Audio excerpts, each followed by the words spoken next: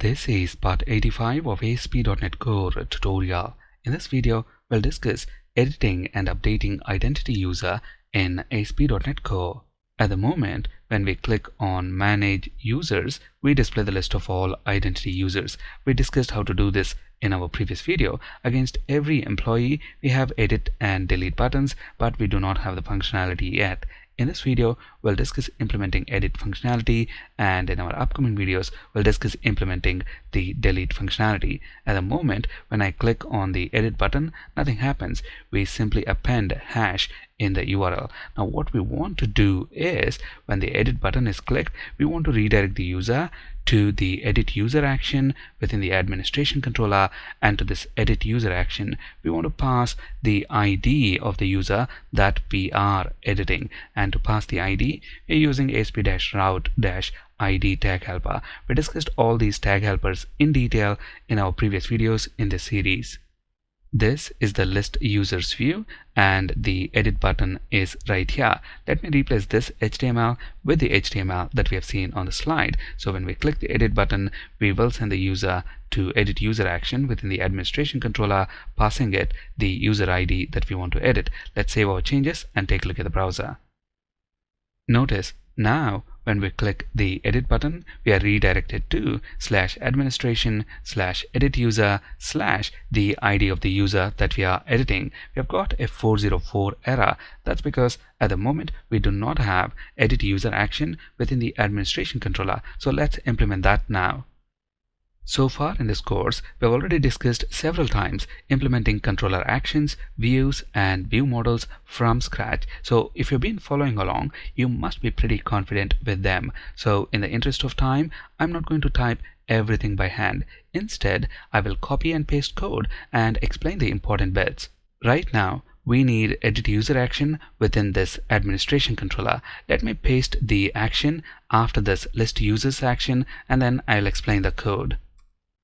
We want this method to respond to HTTP GET, so it's decorated with HTTP GET attribute. This is an async method, returns task of iActionResult, and the name of the method is editUser. This method takes the ID of the user that we want to edit as a parameter.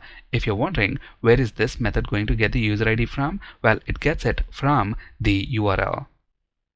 This user ID is then passed to find-by-ID async method of the user manager service. This user manager service is already injected into administration controller. This find-by-ID async method retrieves the employee from the underlying ASP.NET users database table. So if user is null, that means we have not found the respective user. So we send the user to not found view and display this error message: user with ID equals whatever is the ID cannot be found. On the other hand, if we have found the user, then we want to display that specific user details on edit user view, and our edit user view should look like the following. User ID is not editable, so we want to keep it disabled. We can edit email, username, and city. Once the update button is clicked, we want to update the data in the underlying ASP.NET users database table. And when this cancel button is clicked, we want to send the user back to list users view. We also want to display all the user roles, that is the names of all roles this user belong to. And then when we click manage roles, we should be able to add or remove roles to this specific user. Similarly, we also want to display all user claims. We will discuss what are user claims and working with them in our upcoming videos. Before we create this view, we need to create the view model class that carries the data this view needs. The name of this view is edit user, so the name of the view model is edit user view model, and these are the properties it contains. As you can see, the name of the class is edit user view model. We'll come back to this constructor in just a bit. And here are the properties: ID, username, email, and city. In addition to these properties, we also need two collection properties to hold the list of claims and the list of roles. And we're using this constructor to initialize the collection properties so we do not get null reference exception errors. Back in Visual Studio, to the view models folder, let's add a new class file. Name it edit user view model. Within this class, let me paste the properties that we have seen on the slide, including the constructor. We have a red squiggly on the validation attributes. That's because we are missing the required data annotations namespace. Let's bring that in by pressing Ctrl-. Now, to carry all the data edit user view needs, let's create an instance of this edit user view model class within edit user action. I'm going to call the variable model. Now, let's populate the properties of this model object like ID, username, email, etc. with the data that we have in this user object that we retrieved from the database. Let me paste the code. In addition to these properties like ID, email, username, and city, within edit user view model, we have other collection properties like claims and roles, and we need to populate these two properties as well. Before we populate them, we have to retrieve the data for these properties from the underlying database. For that, I'm going to paste 2 lines of code right here.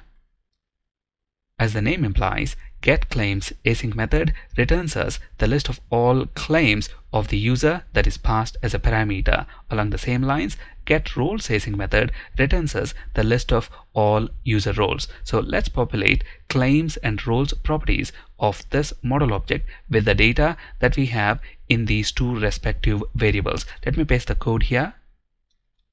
At this point, this view model instance has all the data the view needs. So let's return view function, and to it, let's pass the view model instance.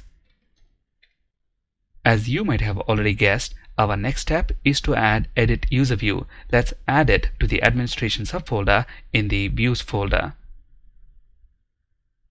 Select web, raise a view, and the name of our view is edit user. The model for this view is edit user view model, and we have also set the page title to edit user, and we are using an h1 element to display this text edit user. Under that text, we want fields for ID, email, username, and city. Let me paste the required HTML for that below this h1 element. As you can see, there's a lot of HTML, but there's really nothing new here that we haven't discussed in our previous videos in this series. First of all, we want a form, and when we submit this form, we want to issue a post request. So we have set the method attribute to post, and then we've got a div element, and all these classes that you see here, form group row, call sm2, call form label, etc. These are bootstrap classes for styling. And then we have a label element and an input element for ID. And if you recollect, we don't want the ID field to be editable, so we want to keep the input element disabled. For that, we are using this disabled attribute. And then we have another div element here with a label, input element, and a validation tag helper for email. Following this div element, we have got another div element here with another set of label, input, and validation tag helper for username, and then another div element with a label and input element for city. Following these input fields, we have got a validation summary tag helper. So below all these input fields, we want these 2 buttons, update and cancel. Let me paste the required HTML below this validation summary tag helper. When we click the update button, we want to submit the form. So we have a button here of type submit. And then when we click the cancel button, we want to send the user from this edit user view to list users view, where he can see the list of all users. For that, we have set ASP-action tag helper to list users. And notice here, we did not specify the name of the controller. That's because this edit user view is rendered by this administration controller, and this list users action method is also present within this administration controller. So there is no need to specify the name of the controller. But if you want to be explicit and want to specify that, you can do so by using the ASP-controller tag helper.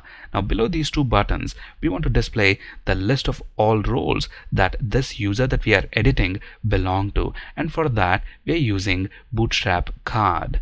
In the header, we want to display this text user roles.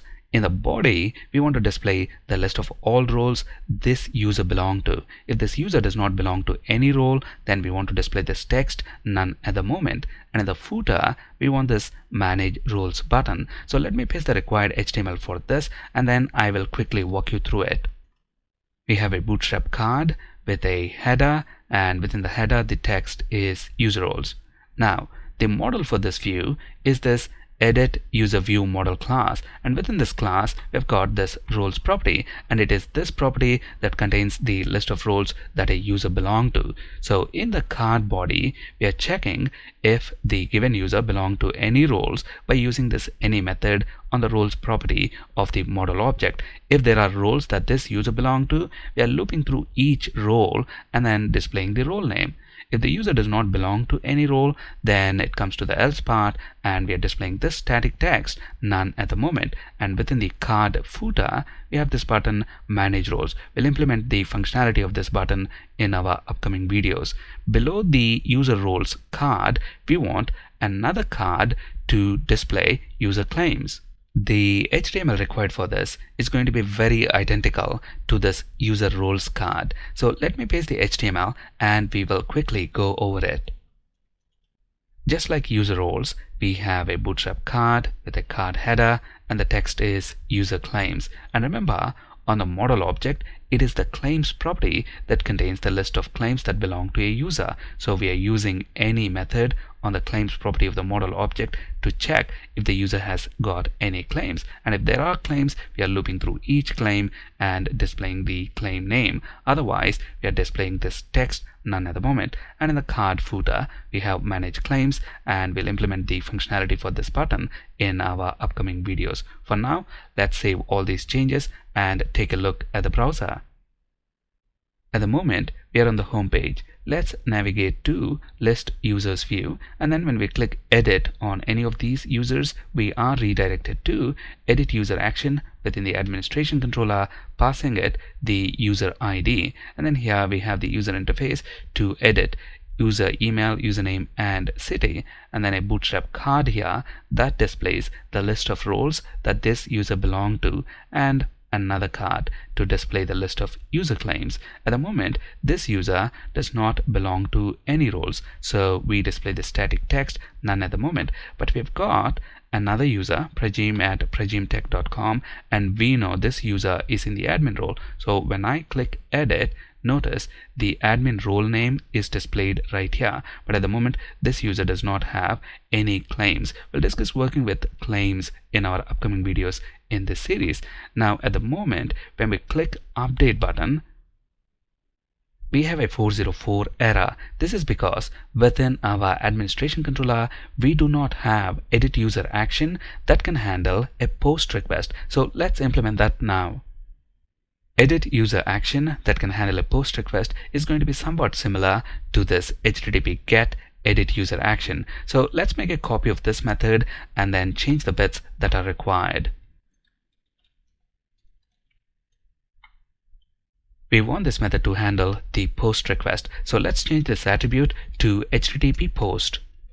The model for this edit user view is edit user view model, and when we submit this form, this action method is automatically going to receive an instance of edit user view model through model binding, and let's call this parameter model. Next, we need to retrieve the user from the underlying database. For that, we are using find by ID async method of the user manager service, and we need to pass the user ID. User ID is present in the ID property of the model object, so model.id. If this user variable is null, that means we have not found the user in the database. Someone might have deleted that user before we could issue the update command. So we want to send the user to not found view and display this message: user with ID equals whatever is the ID cannot be found. If we have found the user, then we want to do something else. We don't need all this code, so let's delete that and include else block. We forgot to change this to model.id. Now, if we have found the user, the control will come into the else block, and we want to update this user object with the data that we have in this incoming model object. So let me paste a few lines of code here. Notice we are copying email, username and city from the model object into the respective properties on the user object, and then we are calling update async method on the user manager service, passing this method the user object. So this method updates the user data in the underlying ASP.NET users database table. So if the result is succeeded, that means the update is successful, so we send the user back to list users action. If there are any validation errors updating data, we are adding those validation errors to the model state and then re-rendering the view so the end user can see those validation errors. Let's save these changes and take one final look at the browser. At the moment, we are on list users view. Let's click edit and change some of these values. I want to change email to abc1@pragimtech.com. Let's change the username also to the same thing and city to Chennai, and then click the update button. There we go. The data is updated and we see the updated username. If we click edit again, we see the updated data. So just to confirm, if we take a look at ASP.NET users database table, notice the first row, username is updated to abc1@pragimtech.com, email is also the same thing, and if we scroll all the way to the right, city is also set to Chennai as expected. Now if we look at the existing data, we already have another user with this username abc@gmail.com. Now let's see what's going to happen if we try to change this username also to abc@gmail.com. We have a validation error. Username abc@gmail.com is already taken. We are able to display these validation errors because if we take a look at our administration controller, when we try to update user data and if there are any validation errors, we are looping through all those validation errors and adding them to the model state. These validation errors are then displayed by the view using this validation summary tag helper. That's it in this video. Thank you for listening.